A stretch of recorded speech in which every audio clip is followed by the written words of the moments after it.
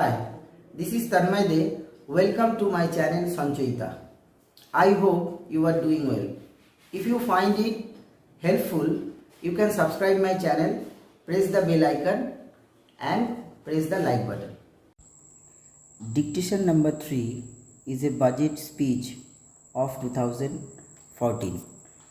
Total words 802, speed 80 words per minute. Before I start, I would like to share some important facts about this speech. The Honorable Finance Minister Arun Jaitley presented this budget in 2014. It was the first budget of second NDA government led by Honorable Prime Minister Narendra Modi. In this budget, the foreign direct investment FDI cap in defense and insurance sector has been increased to 49% from 26%. Now you know that NDA stand for National Democratic Alliance. Founder of the NDA were Lal Krishna Advani and late Honorable Prime Minister Atal Bihari Vajpayee. NDA ruled for the first time in 1998 to 2004. This is their third term. Now be ready with your notebook, pen or pencil. After the dictation, you will get the whole passage, which is divided into parts to make it more legible. It is advised that after taking dictation, you must read it back and then do transcription and check it. You will also get important words relating to this passage with outlines. I will start dictation after the countdown of 5. 5, 4, 3, 2, 1, start. Monsoon this year appears more unpredictable.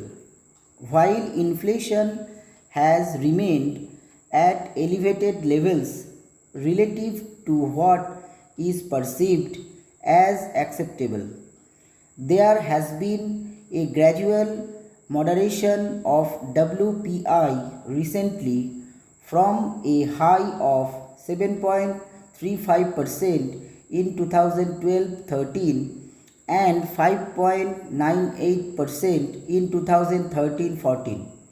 But we are still not out of the woods. We also must address fully the problem of black money, which is curse of our economy.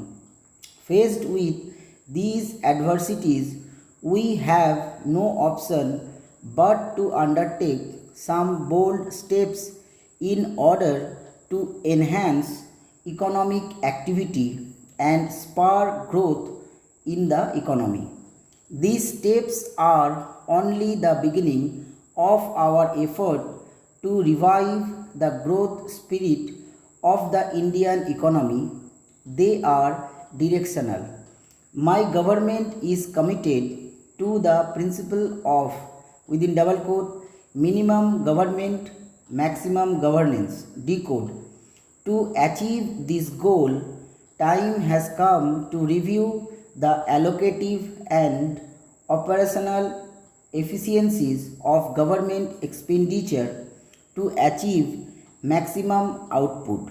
The government will constitute an expenditure management commission which will look into various aspects of expenditure reforms to be undertaken by the government. The commission will give its interim report within this financial year. I also propose to overhaul the subsidy regime, including food and petroleum subsidies, and make it more targeted while providing full protection to the marginalized, poor and ST/STs. A new area policy would also be formulated. The debate whether to introduce a goods and service tax within bracket GST must now come to an end. We have discussed the issue for the past many years. Some states have been apprehensive about surrounding their taxation jurisdiction. Others want to be adequately compensated. I have discussed the matter with the states both individually and collectively. I do hope we are able to find a solution in the course of this year and approve the legislative scheme which enables the introduction of GST. This will streamline the tax administration, avoid harassment of the business and result in higher revenue collection both for the center and the states. I assure all states that government will be more than fair in dealing with them. The sovereign right of the government to undertake retrospective legislation is questionable. However, this power has to be exercised with extreme caution and judiciousness, keeping in mind the impact of each such measure on the economy and the overall investment climate. This government will not ordinarily bring about any change retrospectively which creates a fresh liability. Honorable members are aware that consequent upon certain retrospective amendments to the Income Tax Act 1961 undertaken through the Finance Act 2012. A few cases have come up in various courts and other legal fora. These cases are at different stages of pendency and will naturally reach their logical conclusion. At this juncture, I would like to convey to this august house and also the investors community at large that we are committed to provide a stable and predictable taxation regime that would be investor friendly and spur growth. Keeping this in mind, we have decided that henceforth all fresh cases arising out of the retrospective amendments of 2012 in respect of indirect transfers and coming to the notice of the assessing officers will be scrutinized by a high level committee to be constituted by the CBDT before any action is initiated in such cases. I hope the investor community both within India and abroad would repose confidence on our stated position and participate in the Indian growth story with renewed vigor. Tax demand of more than 4 lakh crore is under dispute and litigation before various courts and appellate authorities. This is one of the serious concerns of all taxpayers in this country. In order to reduce litigation in direct taxes, I propose to make certain legislative and administrative changes. Currently, an advance ruling can be obtained about the tax liability of a non-resident from the authority for advance rulings. This facility is not available to resident taxpayers except public sector undertakings. I propose to enable resident taxpayers to obtain an advance ruling in respect of their income tax liability above a defined threshold. I also propose to strengthen the authority for advance rulings by constituting additional benches.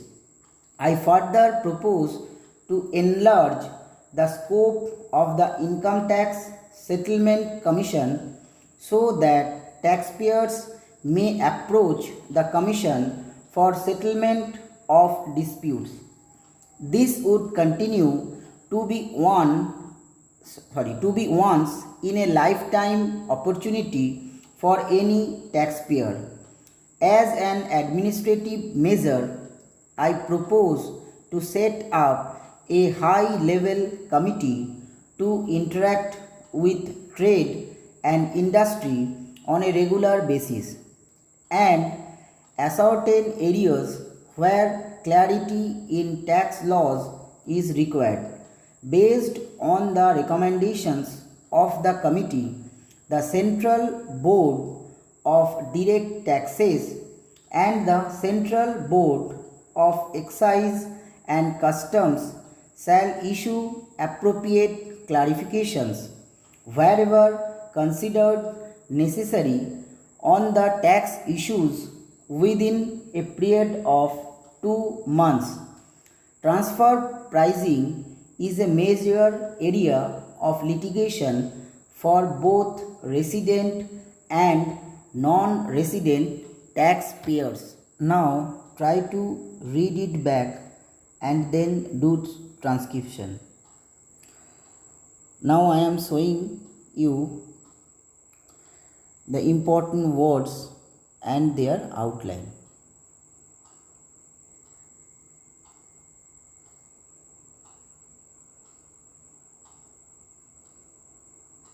This is part 2.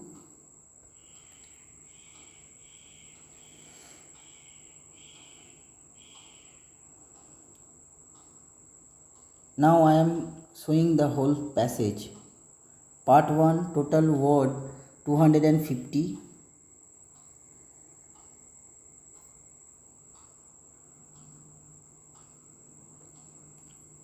Part 2, total word 212.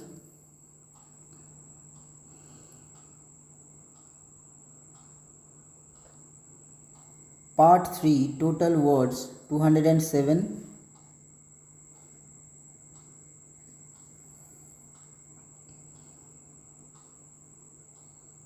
Part 4, total words 168.